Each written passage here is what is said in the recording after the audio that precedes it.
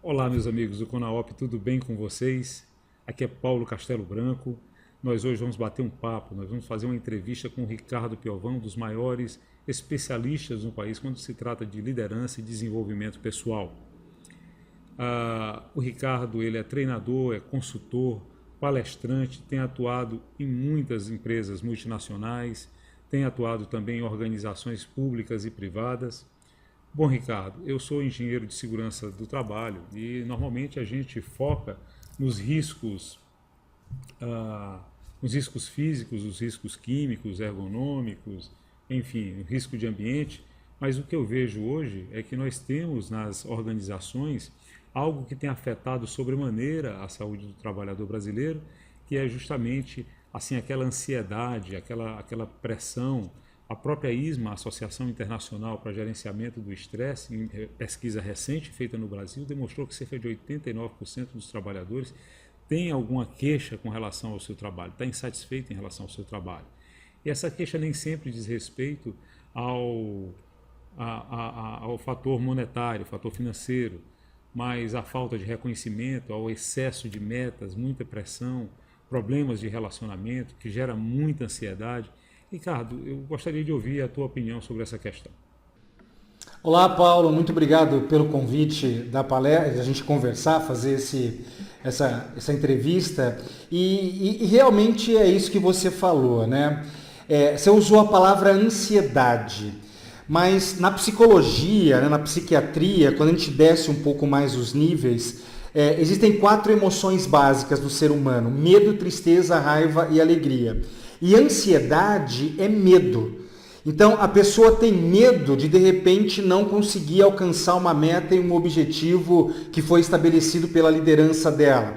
Ela tem medo de não vender, ela tem medo de não atender bem o cliente, ela tem medo. A ansiedade, ela é um medo. E a inteligência emocional, a resiliência, dita que a gente pode ter medo, mas a gente precisa ir para o lado positivo do medo. E infelizmente a maioria das pessoas não tem tanta inteligência emocional assim. Elas acabam indo para o lado negativo do medo. E o lado negativo do medo, ou a pessoa ela vai fazer uma fuga, ou ela vai fazer uma paralisia daquele processo. O que realmente as pessoas precisam, não tem problema, sente medo, a gente não está num estado crístico, um estado búdico, que a gente não tem esse tipo de sentimento, não tem problema ter o medo, mas a gente precisa ir para o lado positivo desse medo. Mas infelizmente a maioria das pessoas acabam não tendo essa habilidade da inteligência emocional e da resiliência. Ricardo, em engenharia, na verdade, nós usamos esse termo, resiliência, para definir a capacidade que um corpo tem de absorver energia de deformação sem que necessariamente ele sofra danos permanentes, podendo chegar inclusive a uma ruptura. Você consegue fazer algum paralelo entre essa expressão resiliência que nós usamos na engenharia com a resiliência, o termo que a psicologia emprestou da engenharia realmente na prática?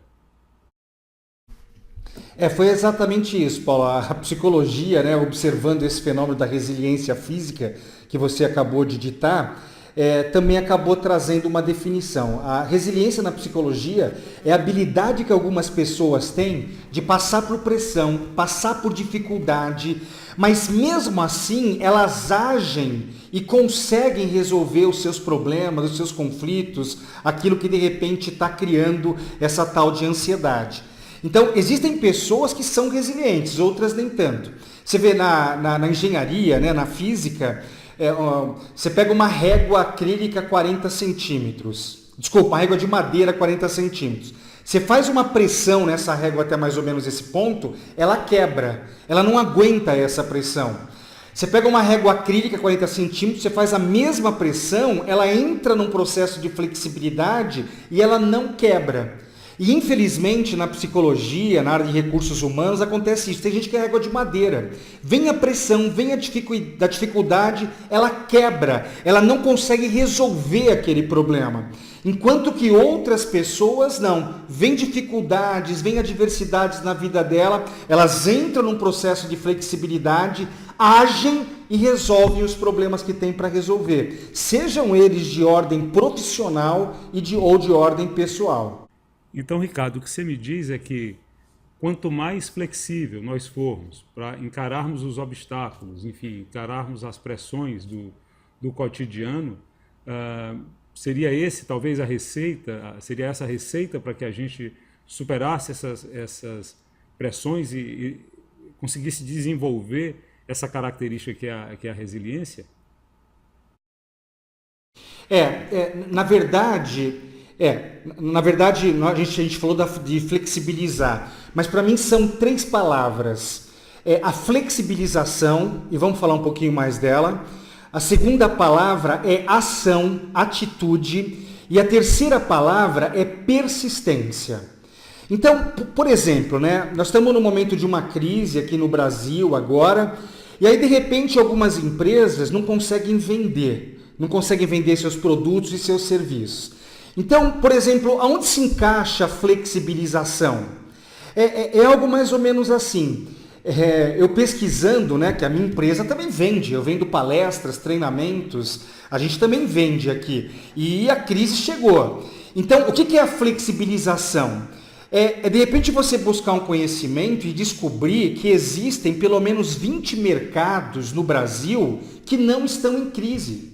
Existem 20 tipos de 20 mercados que eles, muito pelo contrário, estão crescendo. Então, eu preciso pegar e ter uma flexibilização, parar de repente ficar buscando vender nas áreas que estão em crise, e eu vou entrar em contato com essas empresas que não estão em crise, muito pelo contrário, estão crescendo. Então, esse é o primeiro ponto, flexibilizar. E muitas vezes a gente tem que buscar um conhecimento adicional. Aonde eu fui buscar esse conhecimento dos 20 mercados? Lendo revista especializada, Exame, Você SA, Época Negócios. Só que assim, só flexibilizar não é suficiente, tem que agir, tem que entrar em ação. No caso, tem que pegar o telefone e ligar para toda essa empresa, botar sua equipe fazendo todo esse processo. Tem que agir. E o terceiro é perseverar. Porque muitas dessas empresas talvez não conhecessem a minha empresa, os meus serviços, tal, vai ouvir um monte de não e tem que trabalhar essa persistência. Então, para todo mundo, né? Está passando por um problema, está passando por adversidade. E Paulo, isso não é só no profissional, é na vida pessoal também. Passo número 1, flexibilização. E talvez vai ter que buscar um conhecimento adicional. Passo número 2, de repente agir, entrar em ação. Tem muita gente que até sabe como fazer, mas não entra em ação. E o passo número 3 é persistir perante todas as dificuldades que vão ter. E essa questão, ela extrapola, não é, Ricardo? Se eu estou no trabalho e eu não trago todas essas pressões, eu levo isso para casa, levo isso para a família. Então, isso, de certa forma, traz uma consequência grave também para a vida familiar e pessoal? Isso não tenha dúvida, né? O ser humano, não existe uma parte que é uma parte profissional, uma parte pessoal. A gente é um ser único, a gente é um ser integral. Então, muitas pessoas que não têm resiliência, não têm inteligência emocional, ele acaba pegando toda essa negatividade, essa dificuldade, e ele acaba levando para casa com as pessoas que ele mais ama. E muitas vezes, né, ele acaba descontando na família aquilo que está dentro do coração dele. Isso é uma coisa que a psicologia chama-se de projeção. A gente tende a projetar nas outras pessoas aquilo que está dentro da gente. Então, sei lá, eu não estou alcançando a minha meta, não estou alcançando o meu objetivo, recebi um feedback pesado do meu líder, que eu não estou sendo competente, eu não estou conseguindo fazer. Aí o camarada vai para casa, né? A mulher vai para casa e de repente o filho está indo mal na escola. Nossa, o que normalmente as pessoas fazem que não têm inteligência emocional, não têm resiliência? Elas acabam projetando a sua incompetência nesse filho. De repente o marido e a esposa cometem um erro, né? Faz alguma coisa errada ali no âmbito da casa, tal. O que a pessoa faz? Ela projeta tudo isso em cima dessa outra pessoa. E aí começa a ter o conflito familiar, e aí o cara acaba tendo dois problemas, né? Ele acaba tendo um problema profissional e ele acaba tendo um problema pessoal, que muitas vezes é muito mais grave, né? Do que simplesmente essa parte do trabalho. Ricardo, deixa eu te fazer uma outra pergunta. É possível se exercitar a resiliência? É possível que, como um músculo do corpo, a gente possa tornar esse aspecto da nossa personalidade realmente disponível como um recurso que a gente tem que ter realmente para superar esses momentos? Isso que você falou é uma coisa interessante, né? Existem duas formas de você trabalhar isso. Vamos falar essa forma que você colocou em relação ao corpo. Normalmente, como é que as coisas funcionam? Primeiro a gente pensa, depois a gente sente e depois a gente age. Só que o contrário também pode ser verdadeiro. A minha atitude, o meu comportamento, a minha ação, ela também melhora o meu sentimento e pode melhorar os meus pensamentos. Então, a sugestão é a seguinte, sabe? Você está com um problema, você está com alguma dificuldade, sabe? Entre em ação, pensa em alguma coisa diferente para ter um resultado diferente e começa a agir. Começa a ter comportamentos de ações. Você vê esse meu caso, opa, está entrando crise, ação. Vamos ler, vamos buscar os mercados que não estão em crise. Então, é de você agir, é de você entrar em ação. Mesmo que a sua cabeça está falando, puxa, não vai dar certo, não vai conseguir, está dando um medo aqui no coração enorme, mas entre em ação, vai. Porque de repente você vai começar a observar uma série de coisas que vai alterando o seu sentimento e vai alterando o seu pensamento. Agora, tem a outra forma também, né? Se você tiver pensamentos positivos, há uma tendência das suas emoções serem mais positivas e o seu comportamento ser mais positivo também. Eu gosto muito de uma frase de Einstein, onde ele dizia assim: eu prefiro ser um otimista que às vezes erra do que um pessimista que acerta sempre. O pessimista está sempre certo, né? Aí eu não vou conseguir. Né? O que acontece? Ele fica com medo, com tristeza ou até mesmo com raiva e aí ele não entra em ação. E se não entrar em ação, não vai resolver o que tem que resolver. Ricardo, uma outra questão. O que foi que te levou? Eu li seu livro, né, Resiliência, como superar pressões do trabalho, pressões e adversidades do trabalho. Eu queria saber o que foi que te levou a escrever esse livro, em quem foi que você se inspirou, se é que isso aconteceu. Mas certamente houve uma motivação. O que foi que te motivou a escrever o livro? Eu antes de ser palestrante, treinador, escritor, eu tinha uma empresa, eu tinha uma soft house, nós desenvolvíamos sistemas para a área de comércio exterior. E 18 anos, nos primeiros anos que eu tive essa empresa, ela não dava resultado, era uma empresa muito ruim. E aí, lendo um livro, né, eu li uma frase que dizia mais ou menos assim: as pressões e adversidades da vida se dissipam à luz do conhecimento. E essa é uma frase que pode salvar muita gente, Paulo. Ó, as pressões e dificuldades da vida se dissipam à luz do conhecimento. Então, como eu não tinha resultado, eu comecei a buscar conhecimento. Eu comecei a fazer muitos treinamentos. Treinamento de inteligência emocional, de resiliência, de liderança, de venda, de atendimento a cliente, de empreendedorismo. Eu comecei a fazer muitos treinamentos e comecei a agir de uma forma diferente na minha empresa. E aí ela começou a dar muito resultado. 18 anos depois, acabei recebendo uma proposta, né? Acabei vendendo a minha empresa e eu não podia atuar no segmento de comércio exterior e informática por 5 anos por uma questão contratual. E aí eu falei assim, poxa, eu acho que eu vou ensinar as pessoas aquilo que eu aprendi lá no passado. Aquilo que eu aprendi para começar a ter mais resultado na minha vida. E aí, a primeira coisa que eu falei, vou escrever um livro. E vou escrever um livro de resiliência. Porque tem muita gente que vem pressão, vem dificuldade, os caras param de dar resultado. E aí eu comecei a lembrar de diversos mentores que eu tive nessa trajetória, né? Desde budistas, espíritas, evangélicos. Eu me peguei muito nessa parte espiritual, também peguei muito na parte comportamental, com Tadashi Kadomoto, Tony Robbins, e aí eu acabei juntando toda essa parte espiritual, essa parte comportamental, essa parte também de inteligência emocional do Daniel Goleman, e acabei colocando no livro. E aí no livro eu apresento as 5 características de uma pessoa resiliente, de uma pessoa que mesmo na pressão, mesmo na dificuldade, ela consegue resultado positivo na vida dela. Essas 5 características vão ser abordadas na sua palestra. Você vai palestrar no CONAOP, abordando justamente esse tema de resiliência.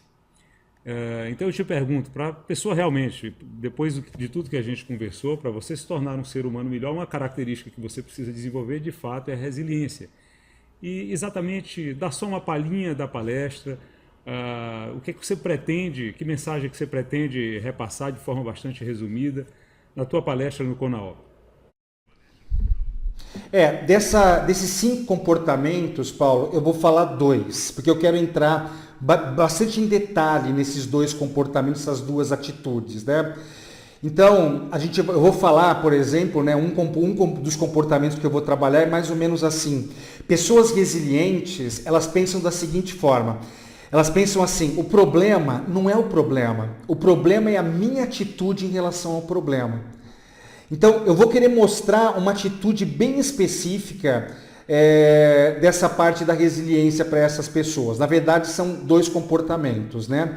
E poder motivar as pessoas para acabarem de assistir a palestra lá no CONAOP, elas já começarem a colocar em prática esses 2 comportamentos, para elas resolverem mais rapidamente as pressões e dificuldades que elas vivem na vida, independentemente se seja profissional ou se seja do âmbito pessoal. Então, vamos trabalhar 2 comportamentos, Paulo, e de uma forma bem detalhada, sabe? Eu quero ir bem a fundo nesses 2 comportamentos com as pessoas. Ricardo, eu mesmo estou muito ansioso. Queria te agradecer muitíssimo a tua disponibilidade, ter batido esse papo com a gente. Eu tenho certeza que só com essa conversa que a gente teve aqui já despertou em muitas pessoas essa curiosidade, acho que elas começam a ver uma luz no fim do túnel para quem está passando por algum tipo de problema. Então, eu queria te agradecer muitíssimo, desejar a você tudo de bom e dizer que eu te aguardo no CONAOP. Eu tenho certeza que vai ser um sucesso. Legal, Paulo. Vamos lá. Vamos preparar todo esse material aí. E o que você está fazendo é uma coisa muito legal. São várias palestras, né? Exatamente para ajudar as pessoas a resolverem os problemas dela. E de novo eu vou repetir aquela frase: as pressões e adversidades da vida se dissipam à luz do conhecimento. E o CONAOP é um ótimo momento para as pessoas buscarem esse conhecimento através das palestras que você está disponibilizando para resolverem as dificuldades e os problemas da vida dela. Eu que agradeço, Paulo. Valeu. Tudo de bom.